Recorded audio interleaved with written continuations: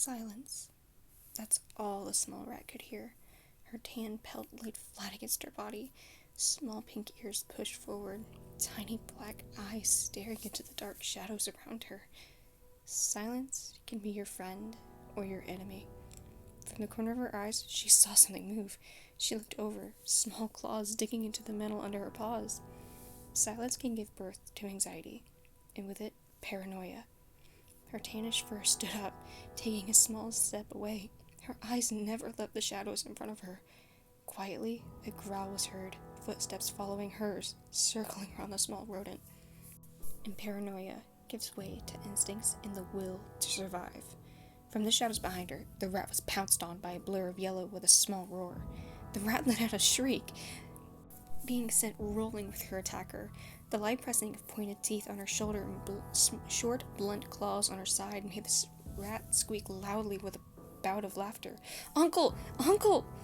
A satisfied response came from the yellow-coated attacker, pulling away. The rat got to her paws, shaking out her fur before glancing at the other, who smiled brightly. "Gotcha, Velvet," she squeaked, grinning as she laid and looked over at the other. The small tan rat, Velvet, gave a sigh, rolling her black eyes. Yeah, but only because I wanted you to," Velvet said back, before resting on her haunches, licking her small pink paws and running them over the fur on her head and cheeks to clean the slightly dirty pelt. Six watched for a few heartbeats, crossing one of her paws over the other, looking at the ground with an amused look from her victory of sneaking on the other. She was 13 now. She had filled out most of her yellow slip-on fur. It was just another rat in the colony. Normal as she could be, being completely furless, not counting the fur on her head, and her weird rubbery yellow pelt. The rat with her, Velvet, was her oldest cousin. Large pink ears and beautiful black eyes. Her fur was soft, always plush from her constant grooming. She was Aunt Violet's daughter. The two of them were raised together since they were small pups. It was hard to believe it was just 12 years ago. Them and all the other pups were cuddled around one another. Now that Six thinks about it, it felt like just the other day she was still in Marigold's nest with her and her adopted brother, Frost, another orphan pup Marigold took in around the same time as her. It was hard to believe that they were nearly 14 now, almost adults. "Hey," Velvet to Six, "come on, we gotta get back to the colony camp and check on Mom and Aunt Mary. We can't keep playing games all day," Velvet said to her, dropping down to her paws. She looked to her before giving a small sigh. "Fine, but only if you're up for a race," she stated quickly, getting up on all fours, nearly perfectly mimicking her cousin's dance. Her front paws were curled to avoid injuring her palms, something she learned quickly when she was learning how to walk. The small rat narrowed her eyes in a playful manner, pink tail flicking behind her. "Oh, you're on." The two gave a small countdown before running off to get back to the colony. Laughter and loud squeaks filled the air around them as they ran, occasionally jumping over one another to gain the lead from the other. The colony camp came in view soon after. 2 guards stationed outside of the empty room the rats settled their giant nest in. Six was a good few whiskerlings away from Velvet, looking like a yellow blur compared to her. As the entrance was nearing, the guards scrambled to get out of the way of the 2 speeding rats. Confidence surged through the yellow-pelted other. It almost seemed impossible for the other to catch up to her now. Six was shoved down for a moment, feeling something spring on her back and bounce off, a scaly tail tip hitting her across the nose. "Hey!" Velvet slowed down as they came to the center of the tall, nearly empty space. She looked over, smiling, flicking her ear. "Looks like I win," she said with a small chime. Six gave a groan, rolling her eyes. Velvet smirked at her before replacing it with a grin, pointing to the second entrance of the camp. "Mom and Aunt Mary are back," she squeaked, looking at the 2 rats coming in. Marigold swayed slightly as she walked, holding the nesting material in her hand. Violet helped her, noticeably holding the heavier stack. Yes, while they were daughters of the captain, even they had to pull their own weight. It was unusual for the family of the monarchs to work as commoners, but the 2 sisters worked much harder than anyone else. "Wait, Mama, let me help you," Velvet said, patting over to her mother and helping her. She took a small mouthful of the pieces of scrap paper, Six taking some from Marigold's pile as well. "Thank you," the black rat said, a voice a little muffled by the paper still in her jaws. They made their way to the nursery den, the scent of familiarity swarming Six's mind. It was just like yesterday Marigold would hold her close as she slept, her pelt keeping her furless body warm. Now she was nearly as big as her mother, coming up to her shoulders. Thank you, girls. Cauliflower is going to love this, Violet said, nudging her daughter lovingly with her shoulder. Velvet smiled at her, her tail thumping slightly. Me and Six are going to go ahead and make a scavenging patrol towards the tunnel with Droplet and Splash. It's our turn anyways, so might as well get it over with early. Marigold and Violet gave a small nod, turning and getting to work on making new nests for the Dins and future mothers. Be careful, don't cause them any problems, Violet said, sending them off with a small flick of her ear. The two younger rats headed out, Velvet leading the way. They made their way through the tight vents and pipes around them all, squeezing through the grates and climbing down boxes. The two cousins talked as they went, falling into a steady pace by one another. Wait, so let me get this straight. You like Patch, as in shy, nervous, scared of his own shadow, Patch, Six said, nearly ramming her head playfully into the shoulder. Velvet, you fur brain! He's like 2 ranks lower than you! Aunt Violet is not going to agree with this.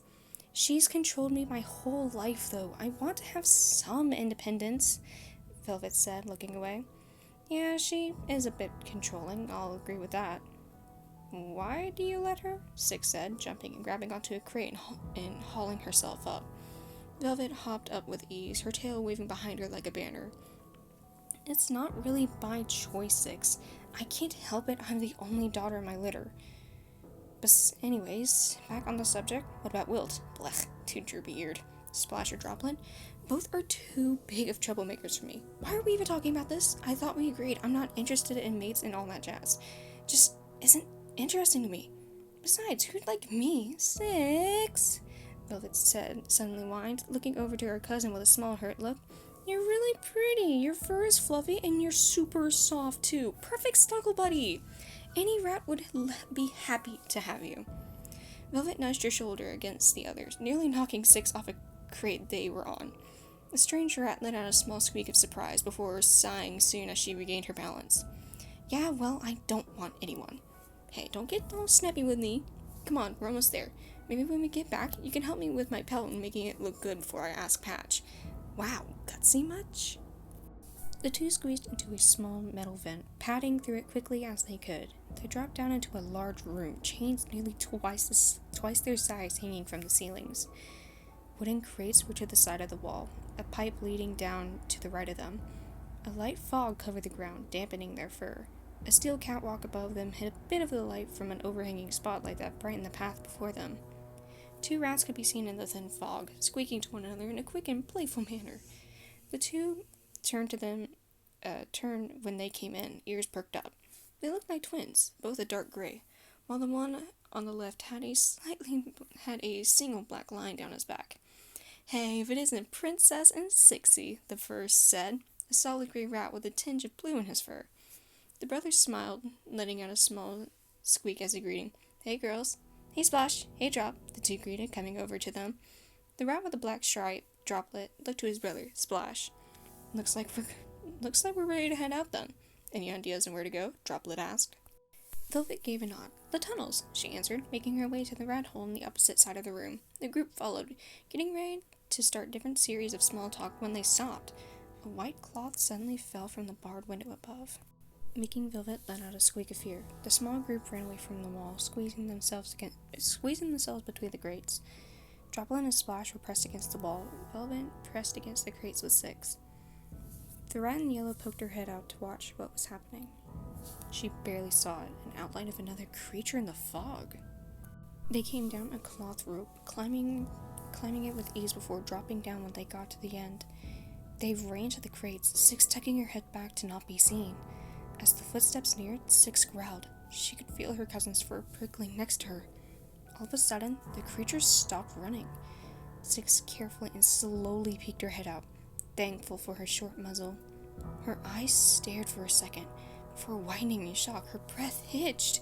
It was another strange rat, only he stood on his back legs, unlike her. He had the same furless face and neck. He wore a blue slip-on pelt, kind of like hers, and had the same blue fur on his legs, only a darker shade. Rough, thick, brown fur covered his eyes, hiding them. A strange rat! Another one like her! Velvet nudged her slightly, making Six turn and look at her. "What's out there?" she asked. Six couldn't hold her excitement. She jumped out from her hiding spot, shaking her head, making her fur a bit more presentable. The other strange rat let out a small scream, stepping back a bit. Six sat up, a normal greeting pose, hoping he would follow her. "Hi there, I'm Six. You're... The hell? Are you okay? Why are you all saying banana?" "Banana? Yeah, I guess I kind of look like one. You remind me of a blueberry. I'm going to call you Blueberry. Blue for short." This strange girl dropped down on all fours, padding over to him.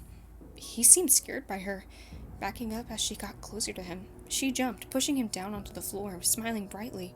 The others stared with wide eyes as he saw the rows of abnormal sharp teeth. She leaned down to his neck, the boy under her whispering small threats, cursing at her, hoping she wouldn't bite his throat out. Instead, he was surprised, hearing her sniff going down along his jacket. "What the holy hell do you think you are doing?" he asked, watching as she reached back up, roughly grabbing his hair and pulling it forward towards her neck, squeaking again. He only took a small breath to try and calm his nerves before his eyes widened. A strong scent of rat made him rear back, covering his nose. He pushed her off, huffing and puffing to clear his assaulted nose as quickly as he could from the horrid smell. She only looked at him strangely, creeping back up to him on all fours. "Why didn't you sniff? I'm just trying to be nice," Six said, looking up at him. "Six, get back here, let's just go," Velvet called from between the grates. She peeked her eye out to look at them, anxiously bouncing on paw to paw. "Give me a minute. Where are the others? Is there a colony? Why are you walking on your back legs?" "What are you saying? Can't you speak normal?" he shouted, though Six tilted her head. "What did he say?" She couldn't make out anything, just gibberish. "You're weird. I think I should take you back home with us so Mom and Aunt Violet can see you." She reached out, taking his blue furred arm into her mouth, pulling on it to get him to move. "Whoa, hey, no, let go!" He tried to snatch his arm back, but she persisted, dragging him backwards. Why wasn't he making this easier on her? She wasn't going to hurt him. She continued to pull backwards, before the ground under them disappeared, both Six and the other strange rat falling down to an open pipe from before. The screams grew fainter and fainter as they fell deeper and deeper into the submarine. Velvet let out a gasp, running over, looking in. The pipe went so far down, no light could be seen on the other end. She reached a paw down, ready to drop before being pulled back by Splash and Droplet. "Are you crazy? You'll get yourself killed," Splash said, holding the distraught light tan rat. Velvet tried to squirm out of the other paws, her fur ruffling with anxiety. "We have to get her out," she yelled. Droplet frowned, his ears falling. "We know, but how are we going to do that?" he muttered. The small group went silent for a moment, thinking about anything to get the two out. Velvet's ears flicked up, her black eyes lighting as she came up with an idea. "The pipes!